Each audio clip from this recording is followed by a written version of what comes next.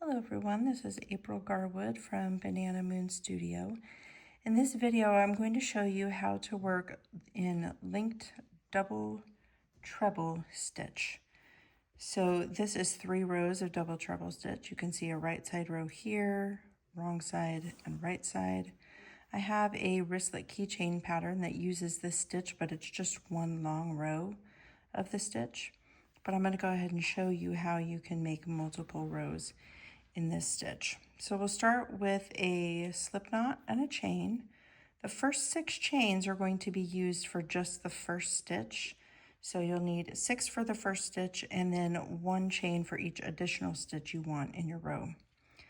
I am going to skip the first chain and then turn this over and work in the bottom ridge loops. I'm going to go into the second chain and pull up a loop, third chain, pull up a loop, fourth chain, pull up a loop, skip the 5th chain, and then in the 6th chain I will pull up 1 more loop. I'll have 5 loops on my hook. I'll yarn over and pull through 2, yarn over, pull through 2, yarn over, pull through 2, yarn over, and pull through 2. So that yarn over, pull through 2, I did that 4 times. Now when we look at this stitch, we are going to call these horizontal bars, this one here. So when I look at this, we could kind of consider this a horizontal bar. It's like the top horizontal bar, but we're going to pull up loops in the 2nd, 3rd, and 4th ones. But I kind of have to turn it sideways. So I'll go under this, I'm calling it horizontal because when we're looking at it right side up, it is horizontal, but I'm going to turn it sideways.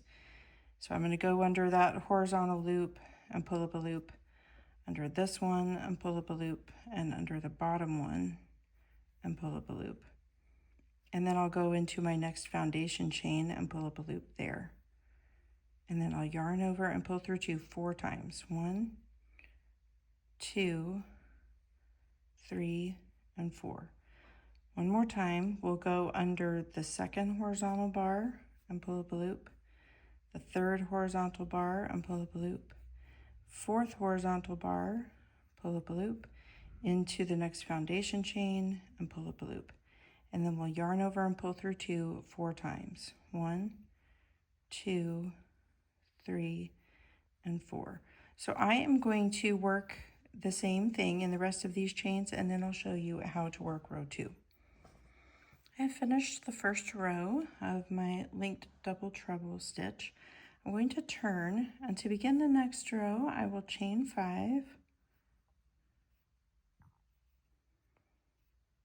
and then I will pull up a loop in the 2nd chain for my hook, the 3rd chain for my hook, the 4th chain for my hook. I will skip the 5th chain and then go into the top of the first stitch and pull up a loop there. And then again, we'll do yarn over, pull through 2 4 times. 1, 2, 3, and 4.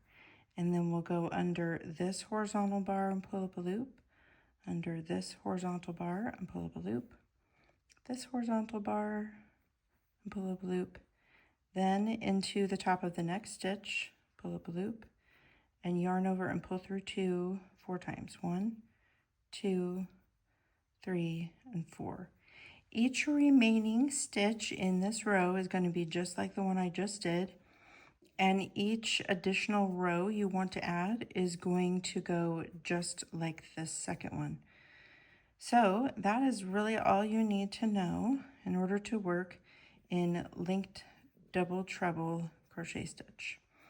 You will be able to find the free pattern for the wristlet keychain that I mentioned at the link in the description for this video, or you can just visit my website, bananamoonstudio.com, and search for wristlet keychains, and you'll be able to find it there. I hope that all of you have a lovely day and enjoy crocheting.